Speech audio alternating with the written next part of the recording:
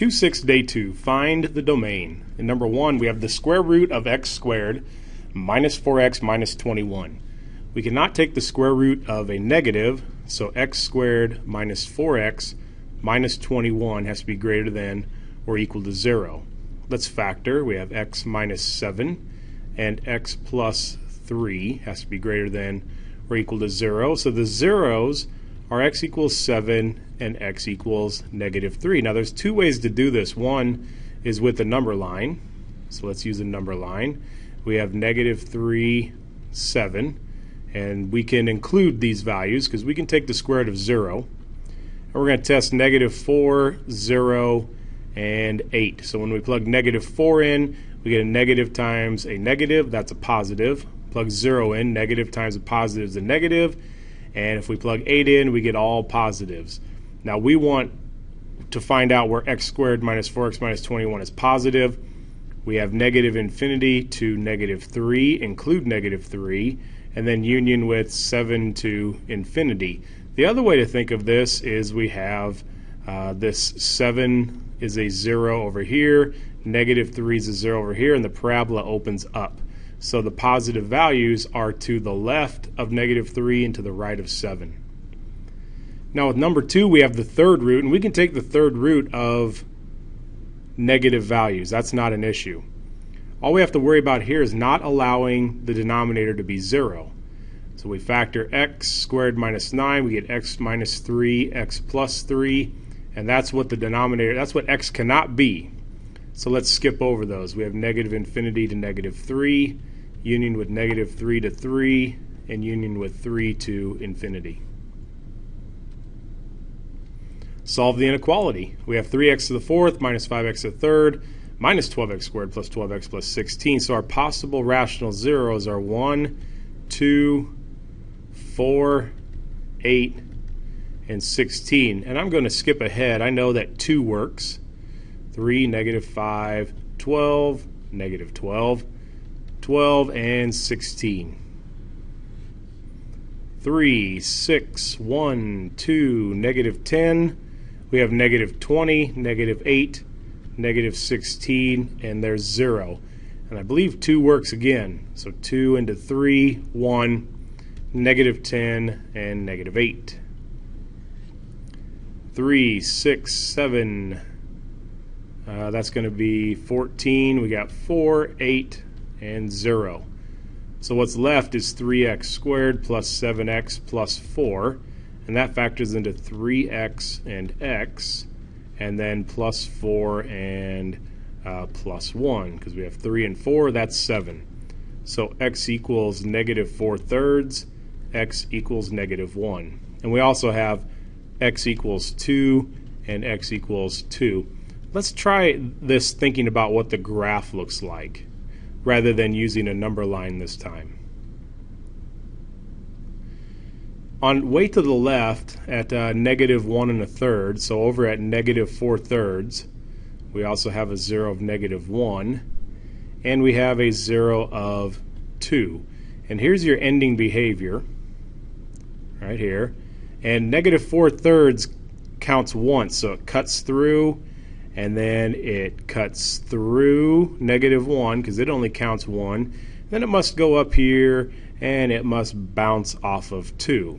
So the values go from, as we go from left to right, negative 4/3, it's positive here.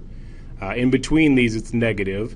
And in between negative 1 and 2, it's positive. And then after 2, we have positive again. And that's what the graph looks like. Now, we want all the positives. So we're looking at negative infinity to negative 4/3. And we want equal to also. So we want equal to negative 4/3.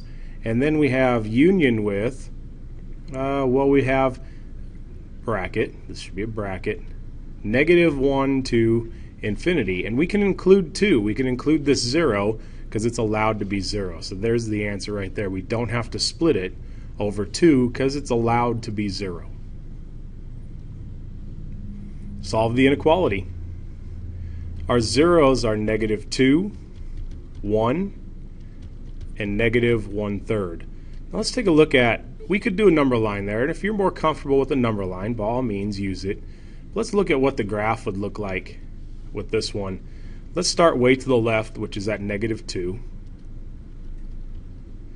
We will also have -1/3 as a 0. And we can equal 0, so these are solid dots here. And then we have 1. Now we have 3, 4, 5, 6, 7. This is really an x to the 7th. That'll look like an x to the 3rd, so it looks like this. And over here at 1, it goes up. -2 counts twice, so it'll bounce off -2, but eventually it has to come back to this -1/3. Now -1/3 counts twice also, so it's going to bounce, and then it'll have to come back up and cross through 1 because 1 has a power of 3, a multiplicity of 3, so it cuts through. So we have lots of negatives. We have negative in between these two, it's all negative, and in between these two zeros it's negative, and then finally after this one all the values are positive. Now we want less than or equal to 0, so the answer is -infinity all the way to 1, and we can actually include 1 because we're including the zeros. Now if that equal wasn't there, we'd have to skip over these zeros, and then we wouldn't be able to include the 1. Solve the inequality. Our zeros are 5, -2, and for this one it is 3/2. Let's look at the graph. Let's start to the farthest to the left, that's -2.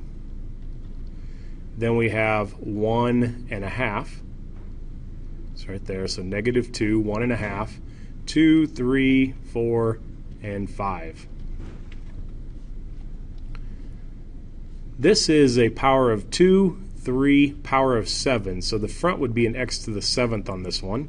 So it's going to look like an x to the 3rd on the ends, like this. And then let's see, what is it going to do at -2? It's going to cut through, so it cuts through -2, so it's going to do something like this. And then the next one is 3/2, and that's going to bounce, so it'll cut through, it'll bounce here. And then what is happening at 5? It's bouncing because we have another even power, so it's bouncing again. Now this twisting and turning may not be exactly right, but I'm looking for positives and negatives on this type of question here. So we have negative to the left of -2, we have positive, and then we have positive. But look, we don't have an equal part. We want all the positives, but we don't want the zeros. So the answer is, let's see, -2 to 3/2 union with 3/2 to 5, and then union with 5 to infinity.